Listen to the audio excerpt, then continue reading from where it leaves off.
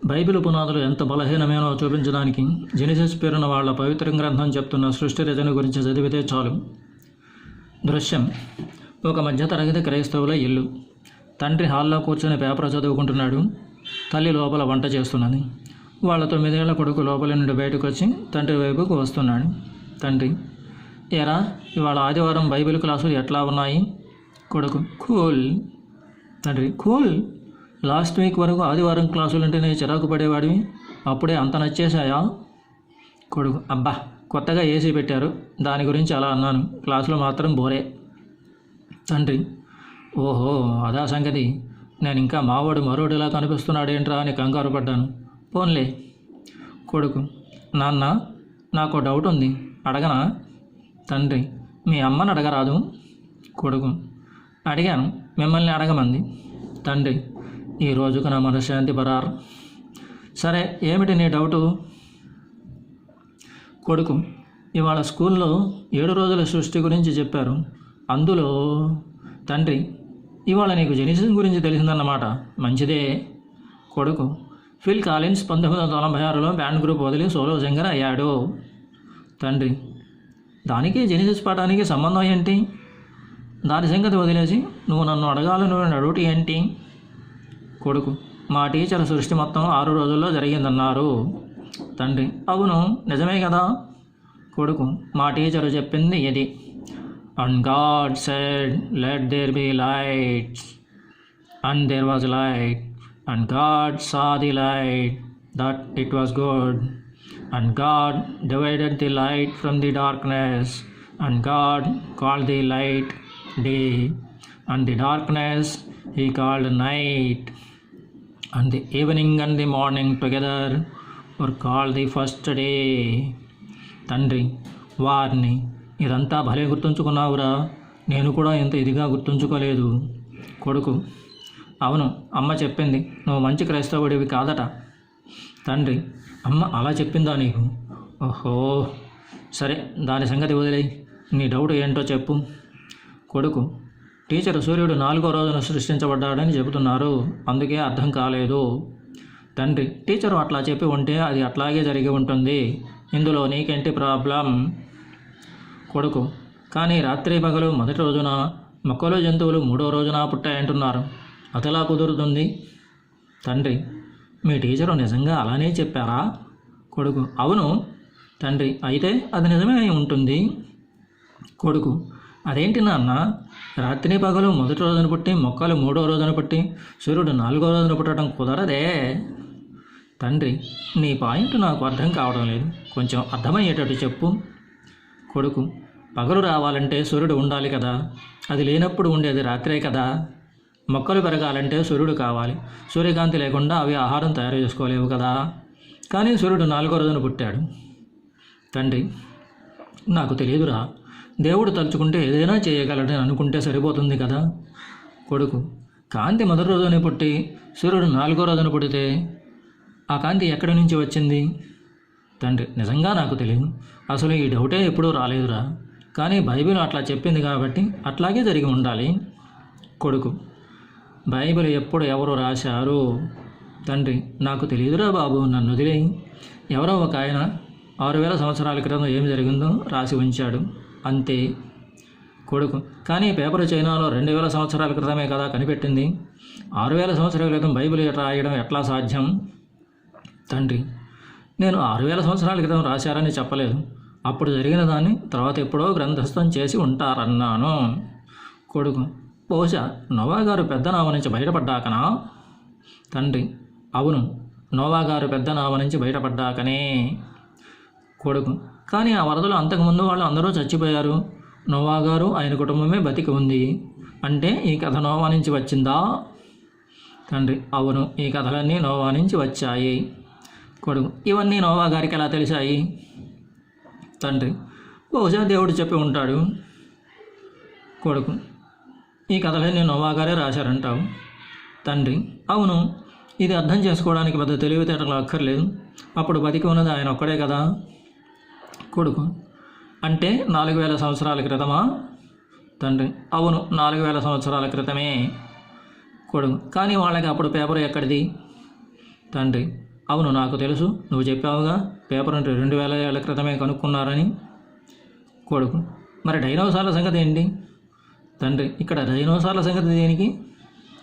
కొడుకు: అయ్యో నాన్న, డైనోసార్లు 65 మిలియన్ల సంవత్సరాల క్రితం ఈ భూమి మీద జరిగాయంటున్నారు సైంటిస్టులు. కానీ సృష్టి మాత్రం 6000 సంవత్సరాల క్రితం జరిగిందంటున్నారు బైబిల్ పండితులు. ఎట్లా? తండ్రి: చూడు, అలా బయటికి వెళ్ళి ఆడుకోరాదు, లేదంటే షాపుకి వెళ్ళి ఏదైనా కొనుక్కోకూడదు. కొడుకు: థ్యాంక్స్ నాన్న, అమ్మని అడిగితే వద్దంది. తండ్రి: సరే, అమ్మకి నేను చెప్తానులే, నువ్వు వెళ్ళు. కొడుకు: థ్యాంక్స్ నాన్న, బాయ్. కొడుకు ప్రకటమున ఒక దరహాసము చేసి స్వగతమున: నీ జుట్టు ఇప్పటికి దొరికింది నాకు, ఇక అయిపోయావులే. నాకు అవసరం పడినప్పుడు నిన్ను బైబిల్ గురించి క్వశ్చన్లు అడిగితే చాలు, పని అయిపోతుంది అని తలంచి వికటంగా ఒక అట్టహాసము చేసినాడు. ఇదండి జుదాయిజం, క్రైస్తవం, ఇస్లాం కొన్ని చిన్న చిన్న మార్పులతో తమ మత గ్రంథాల్లో సృష్టి ఎలా జరిగిందనే దాని గురించి, కొన్ని సహస్రాబ్దాల తరబడి చెప్పుకొస్తున్న విషయాల గురించి ఈనాటి కాలపు ఒక 9 ఏళ్ల కుర్రాడి దృష్టి, అంచనా, తీర్పు. చిన్న కుర్రాడు వాడికేం తెలుసులే అని బైబిల్ని సమర్థించుదామని అనుకుంటే మనకు పిచ్చెత్తడం ఖాయం. అక్కడ 6 రోజులు అంటున్నవి మనం చూస్తున్న 6 రోజులు కాకపోవచ్చు, దేవుడి రోజులు కదా కావచ్చు కదా అని ప్రతిపాదించుదామంటే పరిస్థితి మరీ అయమం అవుతుంది. ఎందుకంటే సైంటిస్టులు హిమయుగం 2.4 మిలియన్ల సంవత్సరాల క్రితం, అంటే మనిషి పుట్టిన 1 మిలియన్ సంవత్సరాల తర్వాత మొదలై కేవలం 11,000 సంవత్సరాల క్రితమే భూగోళం కొంచెం వేడెక్కడం మొదలైన తర్వాత అంతమైపోయిందని అంటున్నారు. ఇవి కూడా ఖచ్చితమైన లెక్కలు కావనుకోండి, కానీ ప్రస్తుతానికి ఓకే. ఇప్పుడు మనం దేవుడు ఒకరోజును 500 మిలియన్ సంవత్సరాలు లేక 1 బిలియన్ సంవత్సరాలు అనుకుంటే దేవుడి రోజులన్నీ ఒకే ప్రమాణంలో ఉండకుండా గందరగోళం మరింత పెరుగుతుంది. దేవుడి ఒకరోజు 500 మిలియన్ సంవత్సరాలు అనుకుంటే భూమి వయస్సు 45 బిలియన్ సంవత్సరాల లెక్కకి సరిపోతుంది, కానీ మనిషి పుట్టిన 3.3 మిలియన్ సంవత్సరాల లెక్కకి పెద్ద బొక్క పడుతుంది. ఒకవేళ దేవుడి రోజులు మన రోజుల మాదిరి సమానమై ఉండనక్కర్లేదని అనుకుంటే జెనసిస్ వర్ణించిన పగలు రాత్రి అనే వాటికి ఇప్పుడు మనం చూస్తున్న రాత్రి పగలు అనే వాటికి సంబంధం లేకుండా పోతుంది. ఇదంతా ఎలా మొదలైంది అన్న దాని గురించి చెప్తున్నదే ఉత్త గ్యాసు అని తేలిపోతే తర్వాత జరిగిన వాటి గురించి వాళ్ళు చెప్పేది కూడా చెత్త అని తేలిపోతుంది. అవునా కాదా? అబ్బే, బైబిల్ సంక్లిష్టం అయితే కావచ్చు, కానీ అందులో తప్పులు లేవు అని గొప్ప గొప్ప మేధావులు పొగుడుతున్న అద్భుత గ్రంథం ఇది. కేవలం పరమత దేశం నిండిన హరిబాబు అనే హిందూ మొత్తమాది యొక్క వెక్కిరింత ఇది అంతే అని మీకు అనిపిస్తే, in 1967 the New York Bible society generously undertook the financial sponsorship of creating a contemporary English translation of the Bible. The NIV Bible was produced by more than 100 scholars working from the best available Hebrew, Aramaic and Greek texts. The NIV Bible was first published in 1973 and revisions published in 1978 and 1983. You can browse the NIV Bible verses by using the chapters listed below or use our free Bible search feature at the top of this page. Special thanks to Gendervan and Biblix of permission to use the NIV, TNIV and the NIRV అని చెప్పుకుంటున్న అధికారికమైన Bible గ్రంథం నుంచే మొదట అక్కడ వచనాన్ని చూపించి అతి తక్కువ విశ్లేషణ చేస్తాను. నిజానికి ఇప్పుడు ప్రపంచం మొత్తం అనుసరిస్తున్న మత స్వేచ్ఛ నియమాల ప్రకారం ఒక మత గ్రంథాన్ని ఇతర మతస్థులు తులనాత్మక విశ్లేషణ చేయడం తప్పు కాదు. అయితే అక్కడ లేని విషయాన్ని ఉన్నట్టు చెప్పడం, ఉన్న విషయాన్ని వక్రీకరించి చెప్పడం, మూల గ్రంథంలోని ఒక విషయానికి సంబంధించి కొంత చెప్పి కొంత దాచి విమర్శించడం వంటివి మాత్రమే శిక్షార్హమైన నేరాలు అవుతాయి. ఇక్కడ విశేషం ఏమిటంటే క్రైస్తవులు హిందూ మత గ్రంథాల పట్ల ఇటువంటి తప్పుల్ని స్వైర విహారం వల్ల చేస్తుంటే హిందువునని నేను వ్యాస పరాశరాది చతురేక పర్యంతం ఉన్న ఆచార్య పరంపర అందించిన సంస్కారం వల్ల బైబిల్ పట్ల అక్కడ లేని విషయాన్ని ఉన్నట్టు చెప్పడం, ఉన్న విషయాన్ని వక్రీకరించి చెప్పడం, మూల గ్రంథంలోని ఒక విషయానికి సంబంధించి కొంత చెప్పి కొంత దాచి విమర్శించడం వంటి దుర్మార్గపు పనులు చేయడం లేదు. నేను సొంత విశ్లేషణ తక్కువ చేస్తాననడానికి ఇంకొక కారణం ఏమిటంటే విశ్లేషణ ఎక్కువైతే కొందరు వితండవాదులు దాన్ని పులుముడు కింద కొట్టిపారేసే అవకాశం ఉంది. కాబట్టి ఇటువైపు నుంచి జాగ్రత్త తీసుకుంటున్నాను. ఇన్ని జాగ్రత్తలు తీసుకుని చూపిస్తున్న లోపాలని ఒప్పుకోగలిగిన ఔన్నత్యం అటువైపు ఉందనే గ్యారంటీ మాత్రం లేదు. అయినప్పటికీ ఎందుకు బైబిల్ లోపాలను ఎత్తి చూపిస్తున్నాను నేను? ప్రస్తుతం ఇటు హిందువుల్లోనూ అటు క్రైస్తవుల్లోనూ మతనిష్టకి సంబంధించి 3 రకాల ధోరణులు, ఆయా ధోరణులకు ప్రాతినిధ్యం వహిస్తున్న 3 రకాల వ్యక్తులు ఉన్నారు. 1. తెలివైన మత ప్రచారకులు. ఇటు క్రైస్తవుల్లోనూ ఇటు హిందువుల్లోనూ ఏ వర్గానికి చెందిన వారికి తమ మత గ్రంథాలోని తప్పులు తెలుసు. తప్పుల్ని పరిహరించుకుని ఒప్పుల్ని ప్రచారం చేసుకుని మతాన్ని బలపరచడమే లక్ష్యం. కాబట్టి వాళ్ళ ముందు మనం వాళ్ళ మతంలోని లోపాలను ఏకరువు పెట్టడం కేవలం కంఠశోష తప్ప ఎటువంటి ప్రయోజనము ఉండదు. మూర్ఖపు మతానుయాయులు. అటు క్రైస్తవుల్లోనే కాదు ఇటు హిందువుల్లోనూ ఈ వర్గానికి చెందినవారు తమ మతాన్ని పాటించడంలో తర్కానికి సంబంధించిన ప్రమేయం ఉండదు. ఇంట్లో పెద్దవాళ్ళని చూసి వాళ్ళు చేసిన దాన్ని కొనసాగించడం, చిన్నప్పుడు మలబద్ధకమో కడుపు నొప్పో వచ్చి అందరి దేవుళ్ళని వరుసపెట్టి తలుచుకుని ఏ దేవుడిని తలుచుకోగానే పోయిందో ఆ దేవుడిని నమ్మడం లాంటివి చేస్తారు తప్ప తర్కం గురించి పట్టించుకోరు. ఒకసారి నమ్మడం మొదలు పెడితే సాక్షాత్తు ఆ దేవుడే దిగి వచ్చి నేను అనేవాడిని లేనురా బాబు అని చెప్పినా విననంతటి మొండితనం ఉంటుంది. కాబట్టి వాళ్ళ ముందు కూడా మనం కొత్త లోపాలని బాంటి పెడితే కంఠశోష తప్ప ప్రయోజనం లేదు.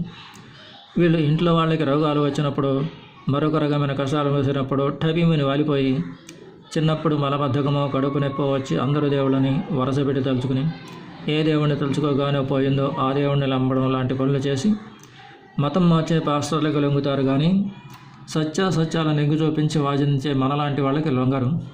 ప్రస్తుతం హిందువుల్లో ఈ బ్యాచ్దే majority.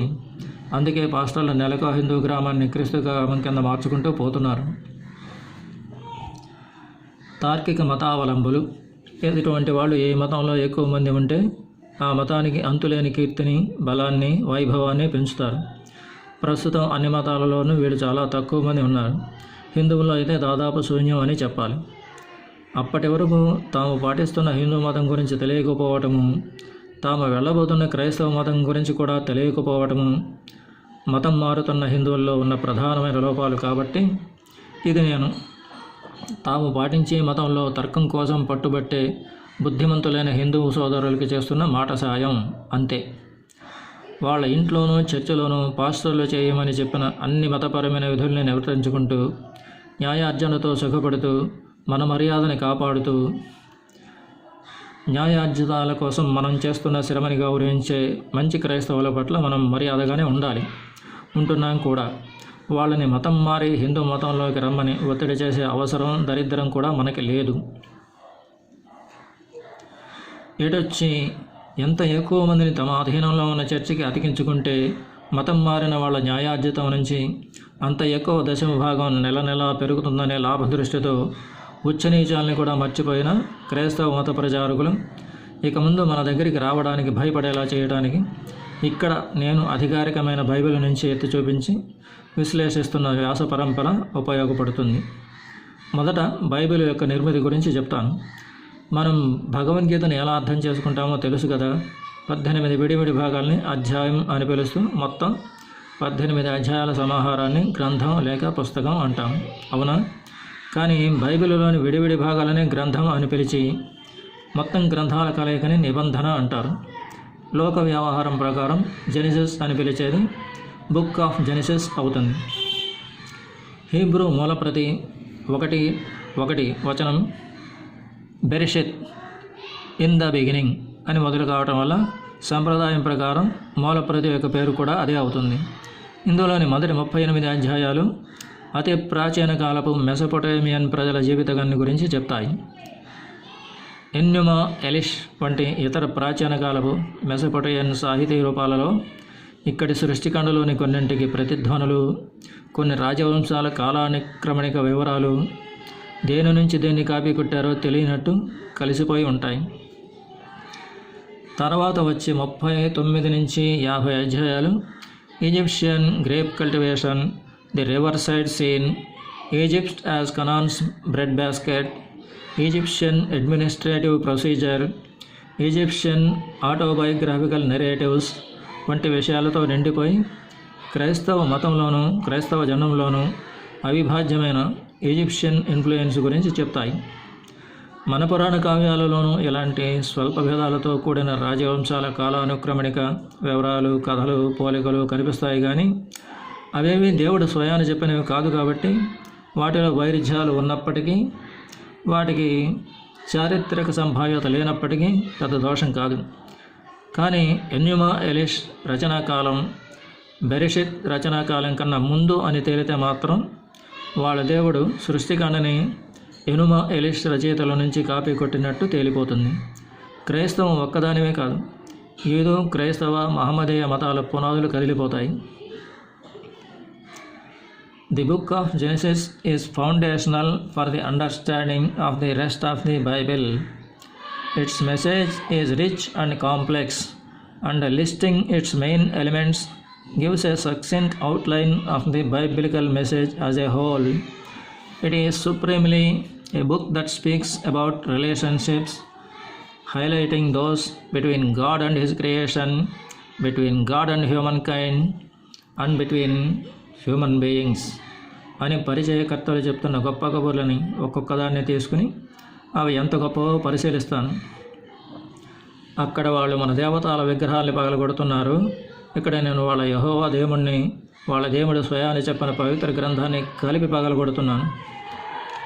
Genesis 1.1 In the beginning God created the heavens and the earth.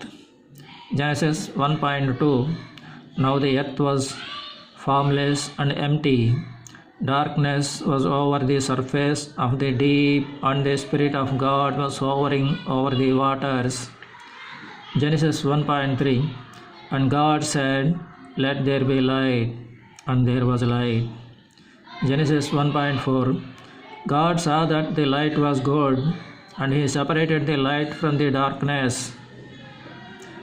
Genesis 1.5 God called the light day, and the darkness He called night. And there was evening, and there was morning, the first day. అమ్మయ్య, వారంలో పూర్తయిపోయిన యెహోవా దేవుడి సృష్టి రచన యొక్క మొదటి రోజు గడిచింది. భూమిని, స్వర్గాన్ని సృష్టించాడు. భూమి ఆకారం లేని అసలు ఆకారమే లేకపోవడం ఏంటి నా బొంద? త్రికోణము, చతురస్రము అని చెప్పలేనప్పటికీ ఏదో ఒకటి ఎక్కడో అక్కడ ఉండి తగలడింది కదంటే అంకరమా, సంకరమా, వంకర టెంకరో ఒక ఆకారం ఉండి చావాలి కదా. మతి లేని రాముడు, సుతు లేని సృష్టి. ఖాళీతనంతో నిండి ఉంది. దేవుని ఆత్మ వాటర్స్ గ్రామర్ మిస్టేక్ కాదండి, యెహోవా దేవుడి లాంగ్వేజ్ అంతే. మనం చదువుకున్న ఇంగ్లీష్ ప్రకారం వాటర్ అనేది అన్కౌంటబుల్ నౌన్. హీబ్రూలో ఏముందో దాన్ని ఇంగ్లీషులోకి అనువదించిన పండుగలకు ఎలా అర్థమై చచ్చిందో నాకు తెలియదు. కానీ దీన్ని తెలుగులోకి ఎలా అనువదించారో అర్థమై చావక అక్కడ ఉన్నది ఉన్నట్టు రాసి చచ్చేసాను. తస్సదీయ క్రైస్తవంలోకి దూకకముందు ఎంతటి మేధావులు అయినప్పటికీ క్రైస్తవం పుచ్చుకోగానే కామన్ సెన్స్ గొడవలు అని వెర్రి వెధవలా ఎందుకు తయారవుతారో ఇప్పుడు ఫుల్ క్లారిటీ వచ్చింది. మీద తెలియ ఆడుతున్న అట్ట కాంతి వచ్చుగాక అనగానే ఢమీమని వెలుగు భళ్ళును వచ్చేస్తే దేవుడు కొత్త కాంతినికి పగలు అని, పాత చీకటి రాత్రి అని పిలిచేట. సాయంకాలము ఉదయం కూడా ఎప్పాడ ఆయట. Genesis 1.6 And God said, Let there be a vault between the waters to separate water from water. Genesis 1.7 So God made the vault and separated the water under the vault from the water above it, and it was so. Genesis 1.2 God called the vault sky, and there was the evening, and there was morning, the second day. అమ్మయ్య, వారంలో పూర్తయిపోయిన యెహోవా దేవుడి సృష్టి రచన యొక్క రెండవ రోజు గడిచింది. Water నుంచి water వేర్పడేలాగున water మధ్యన ఒక వాల్ట్ వచ్చుగాక అని యెహోవాదేవుడు అనగానే ఢమీమని వాల్ట్ వచ్చి పడింది. ఎక్కడి నుంచి వచ్చింది అని మనం అడగకూడదు. యెహోవాదేవుడికి లాజిక్ తెలియదు, మ్యాజిక్ తప్ప. లాజిక్ అడిగితే నువ్వు బిలీవర్ ఎట్లా అవుతావు? అలా కాదండి, అస్సలు సుస్సలు సొంటలు కూడా నమ్మలేని నిజాల్ని ఇంత తెలివైన వాళ్ళం ఎలా నమ్మాలి? దేవుడు చెప్పింది మినిమం నమ్మబుల్ లాజిక్ అనిపించాలి కదా అంటారా? మీ కర్మ. క్రైస్తవం అనే మతాన్ని పుట్టించింది మీకు వచ్చే తొక్కలో ప్రశ్నలకి జవాబు చెప్పి మిమ్మల్ని తెలివైన వాళ్ళ తీర్చిదిద్దడానికి కాదు. ప్రశ్నలు అడగడానికి భయపడి చేస్తూ మీ కష్టార్జితంలోని సింహభాగాన్ని పాస్టర్లకి ఇష్టమైన ప్రభుత్వాధీనతలకి మీ చేతులతోనే ఇచ్చేసి ఆనందాశ్రువులను రాలుస్తూ రేయంబవళ ఈతిబాధల సర్వకాల సర్వావస్థల భయభ్రాంతుల రోగిష్ట నికృష్ట పరాధీనపు ఏడుపు కొట్టు బతుకుతో సరిపెట్టుకునే గొర్రెలా మిమ్మల్ని తయారు చేయటానికి దేవుడు చెప్పింది మినిమం నమ్మబుల్ అనిపించాలి కదా. అస్సలు సిస్సలు చుంఠలు కూడా నమ్మలేని నిజాల్ని ఇంత తెలివైన వాళ్ళని మనం ఎట్లా నమ్మాలి అని మళ్ళీ నిలదీస్తే మీకు బైబిలు హేతుబద్ధత వెతికి మామూలు క్రైస్తవులకి నమ్మలేని నిజం ఒకటి చెప్తాను. వాటికన్ కామందు పోపు గారు మొదలు గల్లీ చర్చి పాస్టర్ వరకు గల మత ప్రచారకుల్లో ఏ ఒక్కడు ఈ నల్లట్ట పుస్తకాన్ని నమ్మట్లేదు. అమ్మతోడు నిజం. దీనికి అంటే వాల్ట్ గారికి స్కై అని పేరు పెట్టడాన్ని బట్టి వాటర్ నుంచి వాటర్ వేర్పడేలాగున వాటర్స్ మధ్యన ఒక వాల్ట్ ఇరుక్కున్న తతంగం మొత్తం నేలకి అతుక్కుని ఉన్న భూగర్భ జలము, మబ్బుల్లోకి చేరవేలాడుతున్న వార్షిక జలము అనే వాటిని గురించి చెప్పడానికి యెహోవా దయాళుడికి తోచిన పిచ్చబోలిక కాబోలు. అంతటితో అయిపోలేదు. తర్వాతి వాక్యంలో దీని బాబు లాంటి జోకు వేస్తున్నాడు యెహోవా దేవుడు. నేలకి అతుక్కుపోయి ఉన్న నీటిని అసుంటా పక్కకి జరిగి ఒక్కచోట పోగుపడేట్టు వెళ్ళమన్నట్ట. అది ముక్కుతూ మూలుగుతూ తక్కువతూ తారుతూ ఉన్న చోట నుంచి పక్కకు జరిగి చోటు చాలదు కాబట్టి ముందు పైకి ఎత్తున ఎగిసి నేల కన్నా కింద ఉండాలి కాబట్టి కిందకి ఢామ్మని దిగి అట్లా పైకి కిందకి పడుతూ లేస్తూ సర్దుకుంటే బయటపడిన మొక్కకి ల్యాండ్ అని పేరు పెట్టి ఒక్కచోటికి సరకక ముందు ఆ యొక్క నీరు జలము నీళ్లు ఉన్నది దేని మీద? దానికి పేరు లేదా? మొదటి వాక్యాన్ని గుర్తుకు తెచ్చుకుంటే ఎర్త్ అనే దాన్ని పుట్టించింది ఎవడు? ఒకసారి పుట్టించి ఎర్త్ అని పేరు పెట్టాట. దాని మీద పరుచుకున్న నీటిని పక్క జరగమనట్ట. నీటి చాటు నుంచి దోబూడులాడుతున్న ఎర్త్ యొక్క ముక్కని దేవుడు ల్యాండ్ అని పిలిచాట. అప్పటి వరకు వాటర్ అని అంటున్నది అది కాని దాన్ని ల్యాండ్ అని పిలవగానే సీస్ అయిపోతుందా ఏంటి చెత్త? అలా కాదులేండి. ల్యాండ్ అనేది నేల, సీస్ అనేది నీరు, ఎర్త్ అనేది భూమి అనుకుంటే సరిపోద్ది అంటారా? అలా కానివ్వండి. లేదంటే మనకి పిచ్చెక్కి క్రైస్తవంలోకి దూపాల్సి వస్తుంది. ఎందుకు వచ్చాను గోల? నీటి చాటు నుంచి ఊదులాడుతున్న ల్యాండ్ ఎర్త్ యొక్క ముక్కని యెహోవాదేవుడు ల్యాండ్ అని పిలిచాడు. అలా రెండో రోజున మొదటి రోజున పుట్టించిన కిచిడి నుంచి ముక్కల్ని విడగొట్టి పేర్లు పెట్టడం మాత్రమే జరిగింది. ఇంతటి దానికి ఎంత టైం పట్టిందో, ఎంత అలసిపోయాడో పాపం. అబ్బా ఎంత బోరు! ఇంత పిచ్చ పుస్తకం అన్ని కోట్ల మందికి అంత గొప్ప పుస్తకం ఎలా అయింది? ఇప్పటికి మనం తీసుకున్నది 8 వాక్యాలే. అంటే వాక్యాన్ని ఒక జోకేశానా వారు నాయనో. Genesis 1:9 And God said, Let the water under the sky be gathered to one place, and let dry ground appear. And it was so. Genesis 1:10 God called the dry ground land, and the gathered waters he called seas. And God saw that it was good.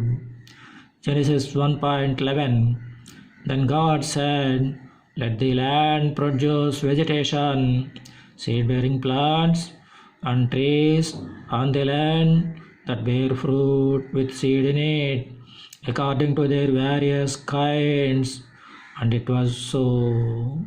Genesis 1:12 The land produced vegetation, plants bearing seed according to their kinds, and trees bearing fruit with seed in it, according to their kinds. And God saw that it was good. Genesis 1:13 And there was evening, and there was morning, the third day. అమ్మయ్య, వారంలో పూర్తయిన యెహోవా దేవుడి సృష్టి రచన యొక్క 3వ రోజు గడిచింది. అలా 2వ రోజున మొదటి రోజున పుట్టించిన కిచిడి నుంచి మొక్కల్ని విడగొట్టి పేర్లు పెట్టడం మాత్రమే జరిగింది కదా. మూడవ రోజున ఉద్ధరించిన ఘనకార్యం ఏమిట్టా? నేలకి అతుక్కుపోయి ఉన్న నీటిని అసుంటా పక్కకి జరిగి ఒకచోట పోగుపడేట్టు వెళ్ళమన్నట్ట. అది మొక్కుతూ మూలుగుతూ తక్కుతూ దారుతో ఉన్న చోట నుంచి పక్కకి జరిగి చోటు సాలదు కాబట్టి ముందు పైకి ఊవెత్తన ఎగసి మళ్ళీ తను నేల కన్నా కింద ఉండాలి కాబట్టి కిందకి నిలువెత్తన దిగేసి అట్టా పైకి కిందకి పడుతూ లేస్తూ సర్దుకుంటే బయటపడిన ఎత్త యొక్క ముక్కని ల్యాండ్ అని పిలిచేట. అప్పటి వరకు వాటర్ అని అంటున్న దాన్ని ల్యాండ్ అని పిలవగానే సీస్ అయిపోయిందట. అప్పుడు హే దేవుడు, ఇదిగో ఈ భూమి, ఈ అలవాటులో పొరపాటు, భూమికి కాదు నేల, ఈ వృక్షజాతిని విత్తనములు గల మొక్కలను చెట్లను పుట్టించుగాక అని ఆజ్ఞాపించగానే అది అలాగుననే జరిగినది.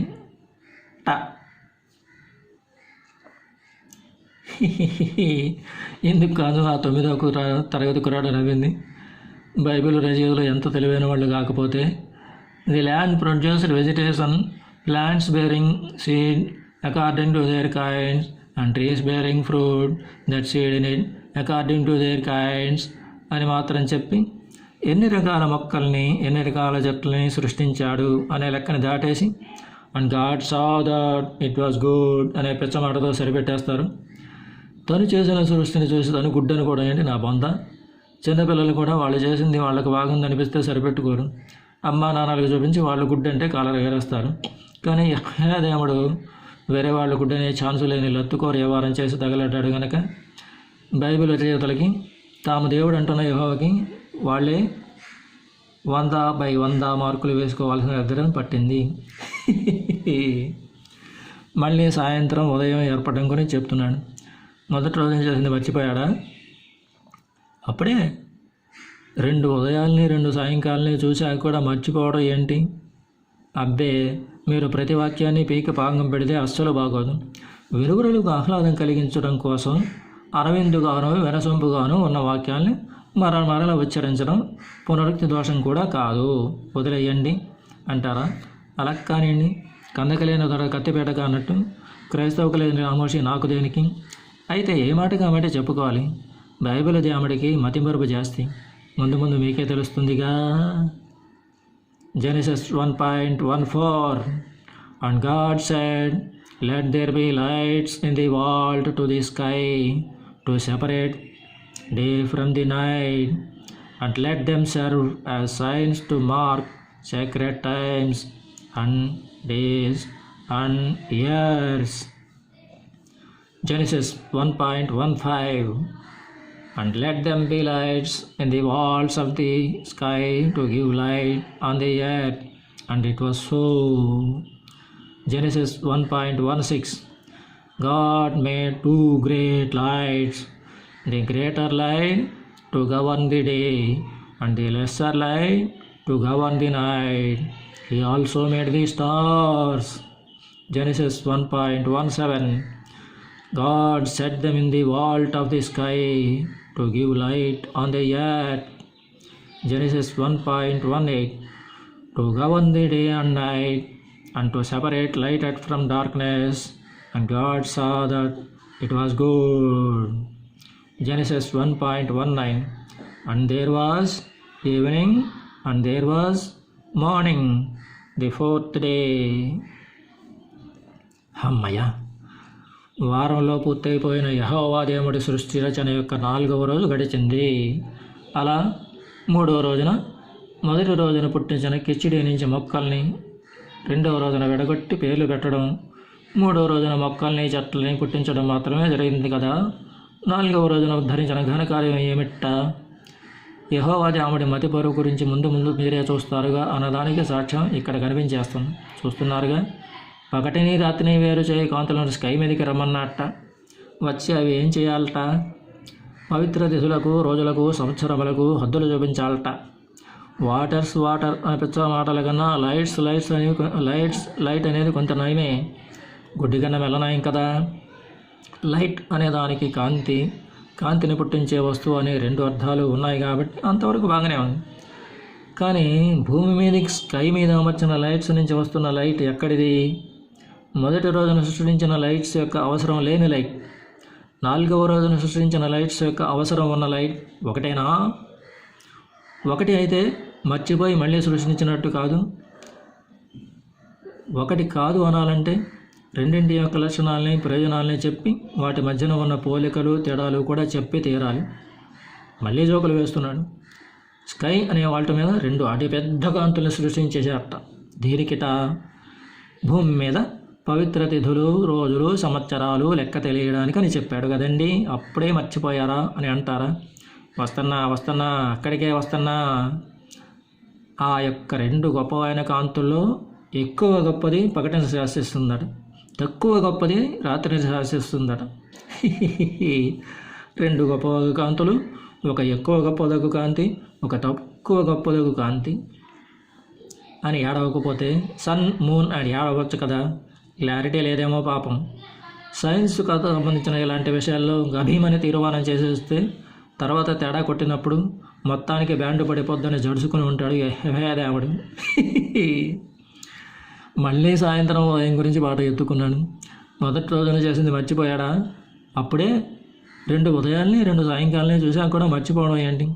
అబ్బే, మీరు ప్రతి వాక్యాన్ని పీకి పాకం పెడితే అస్సలు బాగోదు. వినువరులకు ఆహ్లాదం కలిగించడం కోసం అనవిందుగానో వెనసొంపుగానో ఉన్న వాక్యాల్ని మరల ఉచ్చరించడం పునరుక్తి కోసం కూడా కాదు, వదిలేయండి అంటారా? అలా కానివ్వండి. కందకలేని దొరద కత్తిపేట కానట్టు క్రైస్తవులేని రామశి మనకు దేనికి? Genesis 1:20 And God said, Let the water teem with living creatures, and let birds fly above the earth across the vault of the sky. Genesis 1:21 So God created the great creatures of the sea and every living thing with which the water teems and that moves about in it, according to their kinds, and every winged bird according to its kind. And God saw that it was good. Genesis 1:22 God blessed them and said, Be fruitful and increase in number, and fill the water in the seas, and let the birds increase on the earth. Genesis 1:23 And there was evening, and there was morning, the 5th day. అమ్మయ్య, వారంలో పూర్తయిపోయిన యెహోవా దేవుడి సృష్టి రచన యొక్క 5వ రోజు గడిచింది. అలా మొదటి రోజున పుట్టించిన కిచిడి నుంచి ముక్కల్ని 2వ రోజున విడగొట్టి పేర్లు పెట్టడం, 3వ రోజున ముక్కల్ని చెట్టల్ని పుట్టించడం, 4వ రోజున స్కై అనే వాల్ట్ మీద 2 అతిపెద్ద కాంతుల్ని సృష్టించడం మాత్రమే జరిగింది కదా. 5వ రోజున ఉద్ధరించిన ఘనకార్యం ఏమిటా? అదేంటి? పక్షులు ఎప్పుడు పుట్టాయి, ఎవరు పుట్టించారు? 6 రోజులకు లెక్క వేసుకుని ప్రోగ్రెస్ రిపోర్ట్ మాదిరి లిస్టు చెప్తూ వచ్చినవాడు వరుస ప్రకారం పక్షుల సృష్టి ఎప్పుడు జరిగిందో చెప్పాలి కదా. ఓహో, తర్వాత వచనంలో చెప్పాడులేండి. నేను ఒక్కో వచనము తీసుకుని దేనికి దాన్ని విశ్లేషించే హడావిడిలో ఇక్కడ ముందు చెప్పాల్సింది వెనక చెప్పాల్సింది ముందు చెప్పినట్టు అర్థం చేసుకోలేకపోయాను. సారీ. అర్రే, నీటిని జీవజాతులు అతికించడం 5వ రోజుల వరకు జరగలేదా? ఏమిటండి ఈ ఘోరం? అవి మొక్కలా, పక్షులా అని లేదు. ఏ జీవిదేహంలో అయినప్పటికీ జీవం అనేది కదలాలంటే ఆ దేహం లోపల నీరు తప్పనిసరి అనే చిన్న పాయింట్ కూడా యెహోవా దేవుడికి తెలవదా? అయితే 3వ రోజున యెహోవా దేవుడు సృష్టించిన బట్టలు, 5వ రోజున యెహోవా దేవుడు let the water team with living creatures అని ఆజ్ఞాపించే వరకు ఎలా బతికి ఉన్నాయి? ఇది చాలదన్నట్టు ఇక్కడ కూడా ఎన్ని రకాల పక్షుల్ని, ఎన్ని రకాల జంతువుల్ని పుట్టించాడు అనే లెక్కని దాటేసి అకార్డింగ్ టు దేర్ కైండ్స్ అని కవర్ చేసేసి and God saw that it was good అనే మరో పెచ్చ మాటతో సరిపెట్టేశారు బైబిల్ రచయిత. ఎందుకు కాదు, ఆ 9వ తరగతి కర్వాడు నవ్వింది. వేరే వాళ్ళనే గుడ్ అనే ఛాన్సు లేని లత్తుకోరే వారి చేసి తగలబడ్డాడు కనుక బైబిల్ రచయితలకి తాము దేవుడంటూ కొన్న కల్పిత పాత్రకి వాళ్ళే 100/100 మార్కులు వేసుకోవాలని తరగతిని పట్టింది. మళ్ళీ సాయంత్రం ఉదయం గురించి పాట ఎత్తుకున్నాడు. మర్చిపోయాడా? అబ్బే కాదులేండి, ప్రోగ్రెస్ రిపోర్ట్ అని విడదీయడం కోసం ఆ సుత్తి వాక్యాన్ని అలా రిపీట్ చేస్తున్నాడని ఇప్పటికీ అర్థమైంది నాకు. మరి మీకు? Genesis 1:24 And God said, Let the land produce living creatures according to their kinds, the livestock, the creatures that move along the ground, and the wild animals, each according to its kind. And it was so. Genesis 1.25. God made the wild animals according to their kinds, the livestock according to their kinds, and all the creatures that move along the ground according to their kinds. And God saw that it was good. Genesis 1.26. Then God said, let us make mankind in our image, in our likeness, so that they may rule over the fish in the sea and birds in the sky, over the livestock and all the wild animals, and over all the creatures that move along the ground. Genesis 1.27. So God created mankind in His own image. In the image of God He created them. Male and female He created them. Genesis 1.28. God blessed them and said to them, be fruitful and increase in number, fill the earth and subdue it, rule over the fish in the sea and the birds in the sky, and over every living creature that moves on the ground. Genesis 1.29. Then God said, I give you every seed-bearing plant on the face of the whole earth, and every tree that has fruit with seed in it. They will be yours for food. Genesis 1.30. And to all the beasts of the earth, and all the birds in the sky, and all the creatures that move along the ground, everything that has the breath of life in it, I give every green plant for food. And it was so. Genesis 1.31. God saw all that He had made, and it was very good. And there was evening, and there was morning. That is 6th day. అమ్మయ్య, వారంలో పూర్తయిపోయిన యెహోవా దేవుడి యొక్క సృష్టి రచన యొక్క 6వ రోజు గడిచింది. అలా మొదటి రోజున పుట్టించిన కిచిడీ నుంచి ముక్కల్ని 2వ రోజున విడగొట్టి పేర్లు పెట్టడం, 3వ రోజున మొక్కల్ని చెట్టల్ని పుట్టించడం, 4వ రోజున స్కై అనే వాటి మీద 2 అతిపెద్ద కాంతుల్ని సృష్టించడం, 5వ రోజున పక్షుల్ని, నీటి జంతువుల్ని పుట్టించి నీటిని జీవజాతులకు ఆకించడం మాత్రమే జరిగింది కదా. 6వ రోజున ఉద్ధరించిన ఘనకార్యం ఏమిట్టా? అబ్బో, ఆఖరి రోజు కదూ, చాలా ఘనకార్యాలు జరిగాయండోయ్. ఇప్పుడు నేల మీద జంతువుల్ని పుట్టించాట. ఇది కొంచెం తెలివిగా అనివ్వండి. మోడర్న్ ఎవల్యూషన్ అనేది కూడా ముందు అమీబా నుంచి చేప వరకు నీళ్లలోనే పుట్టి, కప్ప వంటి నీళ్ళ నుంచి బయటకు వచ్చి రెప్టైల్స్, మమ్మీలియన్స్ ఎవాల్వ్ అయ్యాయని చెప్తున్న లెక్కలతో సరిపోతుంది. పోన్లే కదా, ఇన్ని తప్పుల మధ్యన తప్పు లేని ఒక గొప్ప పాయింట్ దొరికింది, పొగిడేద్దాం అనుకునేలోపు మళ్ళీ తప్పులో కాలేశారు. యెహోవా దేవుడు బైబిల్ రచయితలు కలిసి మనిషిని తన రూపంలో సృష్టించాట. అంటే యెహోవాకి ఒక రూపం ఉంది, అది కూడా మనలాంటి దేహమే, అవునా? ఆ దేహానికి కూడా మన దేహానికి ఉన్నట్టే 2 కాళ్ళు, 2 చేతులు, 1 పొట్ట, 1 రొమ్ము, 1 గుండె, 2 ఊపిరితిత్తులు, 2 భుజాలు, 1 మెడ, 1 తల, 1 ముఖం, 1 నోరు, 1 ముక్కు, 2 ముక్కు గొట్టాలు, 2 కళ్ళు, 1 నుదురు, నెత్తి మీద 1 టిప్ప ఉన్నాయా? అవన్నీ యెహోవాకి ఎట్లా వచ్చాయి? ఎక్కడి నుంచి వచ్చాయి? తనకి ఫిమేల్ ఎవరూ లేనప్పుడు మనిషికి మాత్రం మేల్ అండ్ ఫిమేల్ ఉన్నట్టు ఎందుకు సృష్టించాడు? తన రూపం ఇచ్చాడు అన్నంతవరకు గొప్పగానే ఉంది, కానీ తనకి లేని పిల్లాన్ని మనకి తగలేసి చచ్చాడు అనేది మాత్రం చెత్తగాను పిచ్చగాను లేదు. ఇవాళ మగాళ్ళకి ప్రశాంతత లేని జీవితాలు దక్కడానికి ఆడవాళ్ళు కాదు కారణం. తను మాత్రం ఒంటికాయ సొంటి కొమ్ముల పెళ్ళాము బిడ్డలు అనే జంజాటం లేకుండా టింగురంగా అంటూ తిరుగుతూ మనకి ఇంత అన్యాయం చేసి మళ్ళీ దాన్నే ఏదో ఘనకార్యం చేసి ఉద్ధరించినట్టు ఎంత గొప్పగా డప్పుకుంటున్నాడో చూడండి. ఫలవంతులై సంఖ్యను పెంచుకోమన్నట్ట. నీటిలో ఎగిరే చేపల మీద, గాలిలో ఎగిరే పక్షుల మీద, భూమి మీద తిరిగే అడవి జంతువుల మీద, పెంపుడు జంతువుల మీద సర్వాధికారాలు ఇచ్చేసేట. అన్నిటిని ఏలేసుకోరా, కబ్బాడి ఆడేసుకోరా అని మనిషికి పెత్తనం ఇచ్చేసేట. విక్రమార్కుడికి మౌనభంగం కలగానే భేతాళుడు చెట్టెక్కేసినట్టు మళ్ళీ God saw all that he had made and it was very good అని సత్యవాక్యం వచ్చేసింది. And there was evening and there was morning అని చెప్పి సృష్టి రచన పూర్తి చేశాడు. అప్పుడే అయిపోయిందా హరిబాబు, ఇంకా చిన్న జోకులు వేస్తాడు అనుకున్నామే అని మీరు దిగులు పడమాకండి. 7వ రోజున సృష్టి మొదలైన తొలి రోజు నుంచి నేటి వరకు యెహోవా దేవుడు స్వయాన వేచన ప్రపంచ స్థాయి హాస్య రసగుళికలకు మాతృగా అనదగ్గ బాంబు లాంటి జోకు వేస్తూనే ఉన్నాడు.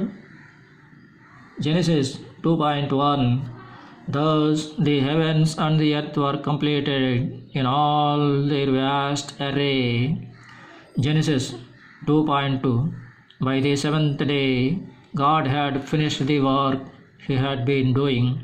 So on the 7th day he rested from all his work.